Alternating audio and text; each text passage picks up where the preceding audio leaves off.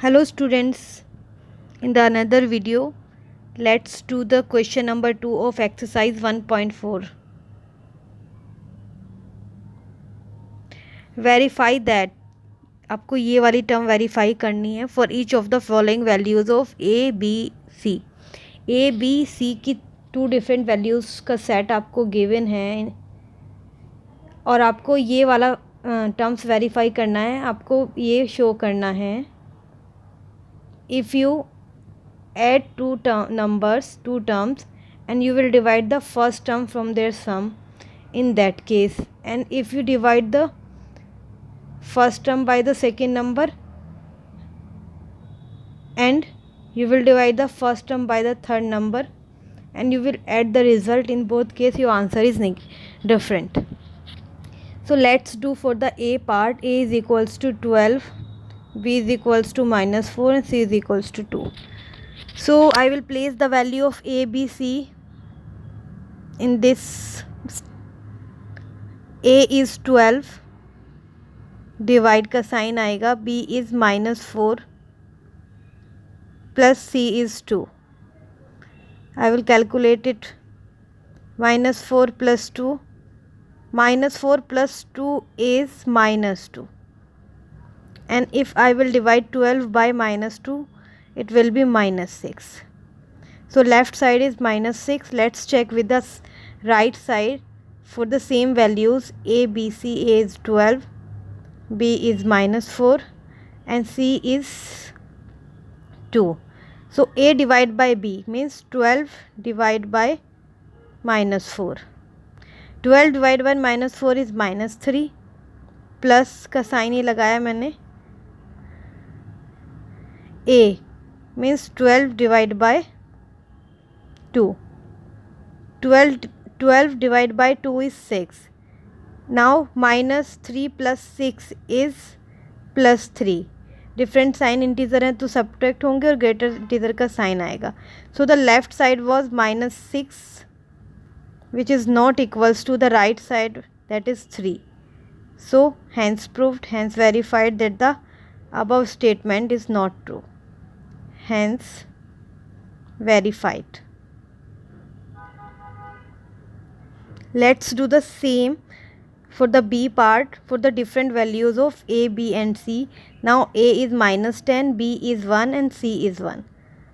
For B part, A is -10, B is 1 and C is again 1.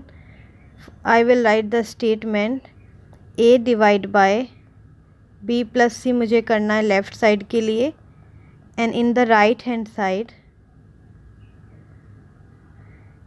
A divided by B plus A divided by C. जबकि multiplication में ऐसा होता था, अगर आप मल्टीप्लिकेशन का आपका यहाँ पर साइन होता तो इस केस में आपका A multiply B plus A multiply C का सम भी इक्वल होता. डिस्ट्रीब्यूटिव प्रॉपर्टी थी ये मल्टीप्लिकेशन की, बट डिवीज़न में ये प्रॉपर्टी फॉलो नहीं होती है. यही हम यहाँ पर प्रूव कर रहे हैं एग्जाम्पल के साथ.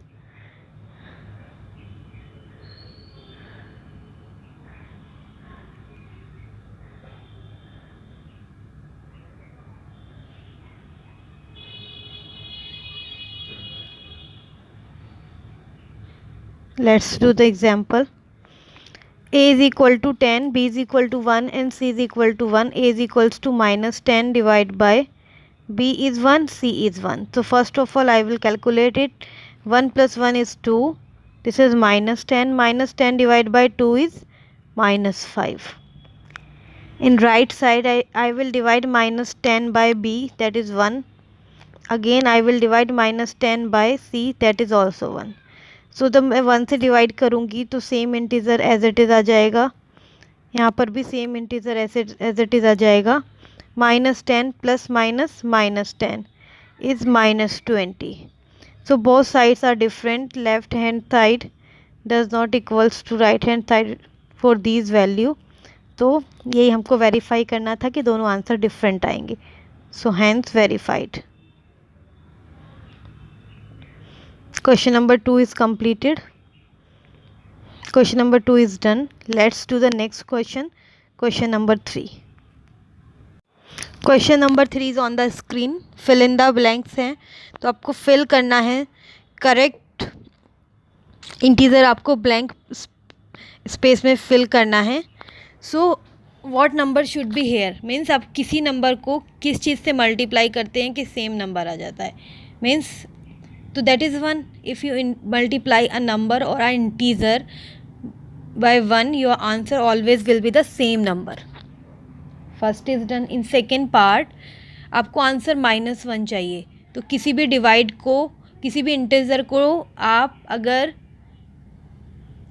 सेम इंटीजर से डिवाइड करते हैं बट डिफरेंट साइन में, if there is negative integer तो आप +75 से डिवाइड करेंगे, उस केस में आपका आंसर -1 होगा. सी पार्ट इज़ आपको -21 को डिवाइड करना है किसी इंटीजर से. इंटीजर आपको फाइंड करना है और आपका आंसर +1 होना चाहिए. तो you will divide that by the same. Means उसको खुद से ही डिवाइड कर दो. वो पॉजिटिव है तो पॉजिटिव से डिवाइड कर दो, नेगेटिव है तो नेगेटिव से डिवाइड कर दो. हेयर आपको सेम इंटीजर आंसर में चाहिए, सेम नंबर सेम टर्म चाहिए बट डिफरेंट आपको साइन चाहिए. तो इस केस में आपको -1 से डिवाइड करना होता है. जब आप -1 से डिवाइड करते हैं तो आपका आंसर पॉजिटिव हो जाता है. ई पार्ट में आपको 1 से डिवाइड करना है और ये आंसर आना चाहिए. तो 1 से डिवाइड करने के बाद सेम आंसर आता है. जब हम सेम नंबर को 1 से डिवाइड करेंगे तो नंबर इटसेल्फ आ जाता है यहाँ पर. Next here. सो आपको there should be a integer. उसको अगर आप 48 से डिवाइड करें तो आंसर -1 आए. तो -1 आंसर कब आता है? जब सेम इंटीजर को सेम इंटीजर से डिवाइड करते हैं बट डिफरेंट साइन के. तो इफ़ देयर इज़ +48 तो आपको -48 को 48 से डिवाइड करना होगा, आपका आंसर +1 होगा.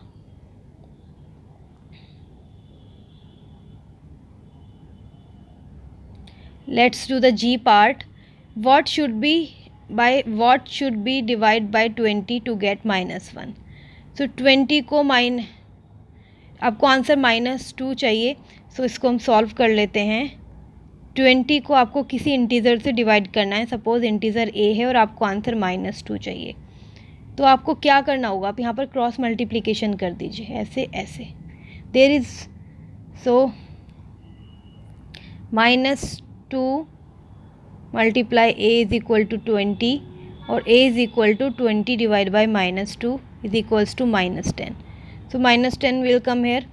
या फिर आप ऐसे सोच सकते हैं कि आप अगर यहाँ पर if there is 2 number, 1 integer divide other integer is equals to answer. और अगर आपको इसमें से कुछ भी गिवन है, 1 इंटीजर और आंसर गिवन है या फिर अदर इंटीजर और आंसर गिवन है, तो ईच केस में आप आंसर को गिवन इंटीजर से डिवाइड कर देंगे.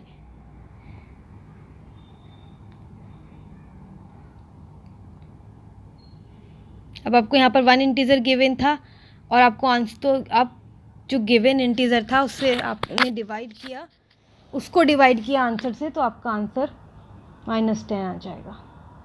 गिवन इंटीजर को आपने आंसर से डिवाइड किया तो आपका आंसर -10 आ गया. और अगर ये वाला केस होता है, ऑपोजिट होता है, मीन्स आंसर गिवन होता है, तो उस केस में आप क्या करते हो? मल्टीप्लाई करते हो. इस केस में अगर सेकंड इंटीजर गिवन है, यहाँ पर आपको फर्स्ट इंटीजर गिवन था और आपको सेकंड इंटीजर फाइंड करना था, तो उस केस में आपने आंसर को क्या किया? उस केस में आपने जो आपका 1 गिवन इंटीजर था उसको आंसर से डिवाइड किया. गिवन इंटीजर को आंसर से डिवाइड करना है. यहाँ पर जी पार्ट में आपको क्या करना है? गिवन इंटीजर को आंसर से डिवाइड करना है. और एच पार्ट में आपको क्या करना है? गिवन इंटीजर को आंसर से मल्टीप्लाई करना है. यहाँ पे आपको आंसर से मल्टीप्लाई करना है. तो गिवन इंटीजर को आंसर से मल्टीप्लाई करोगे तो -12 होगा. ये आपका आंसर है. तो ये आपको ध्यान रखना है.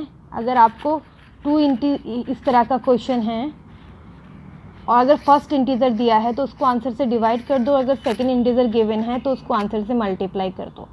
This is the trick to find the second integer. और बाकी सब में अगर आपने प्रॉपर्टीज़ अच्छे से सीखी हैं तो आप विदाउट एनी ट्रिक आपको ये आप देख कर ही समझ जाएंगे कि आपको जो अननोन इंटीजर है फिल इन द ब्लैंक्स में क्या फिल करना है। क्वेश्चन नंबर 3 कंप्लीट है। Let's do the next question, question number 4।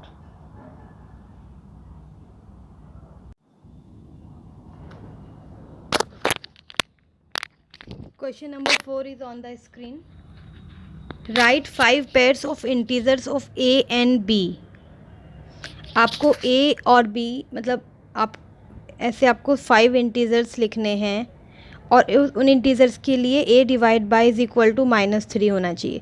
Means आपको a की और b की ऐसी 5 वैल्यूज़ फाइंड करनी है कि दोनों वैल्यू को, a वाली वैल्यू को b वाली वैल्यू से डिवाइड करेंगे तो आपका आंसर -3 होगा। So first will be -3। Answer आपको नेगेटिव चाहिए तो आपको कोई भी एक वैल्यू, या तो ए की वैल्यू या बी की वैल्यू आपकी नेगेटिव होनी चाहिए। सपोज़ एक मैं पेयर लेती हूँ -15 एंड 5, तो मैंने एक वैल्यू को -15 को नेगेटिव लिया है और 5 को पॉजिटिव लिया है। सेकंड पेयर मैं बनाती हूँ -9 एंड 3, इसमें भी मैंने फर्स्ट वाले को एक इंटीजर को नेगेटिव लिया है। थर्ड पेयर में बनाती हूँ 12 डिवाइड बाय -4, इसमें भी मैंने -4 ले रही हूँ, मैं सेकंड इंटीजर को नेगेटिव ले रही हूँ, एक फर्स्ट इंटीजर को मैंने पॉजिटिव लिया है। Next let's take another example, like मैंने एक लिया 30 एंड -10, ये मैंने पेयर्स लिखे हैं। सो फर्स्ट, और आपका जो फर्स्ट है ए बी का मल्टीपल होना चाहिए, 3 टाइम्स होना चाहिए। 4 3 ज़ा 12, 10 3 ज़ा 30, 3 3 ज़ा 9, 5 3 ज़ा 15, क्योंकि आपको आंसर 3 लाना है, -3 लाना है, तो पहला वाला इंटीजर सेकंड वाले का 3 टाइम्स होना चाहिए। और दूसरा, out of 2 integers in each pair 1 must be negative.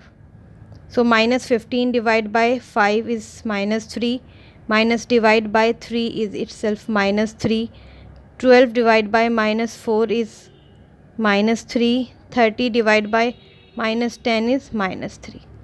So in each pair answer is -3 if you divide first integer by the second integer. So these are the possible pair. So many pairs can be possible, but here we will have to write how much? We will have to write 5 pairs. 4 is completed. Let's write one more. Suppose okay, let's write -18 and 6. So -18 and 6, if you divide -18 by 6, your answer will be -3. This is the 5th pair. So question is completed. It was very easy. One example was already there in the question. Out of them, one integer must be negative and first must be the multiple of the 3 time multiple of the second one. Then only you will get the answer -3. So these are my pairs. You can write your own pairs, or you can write the same too. It was very easy, very easy. So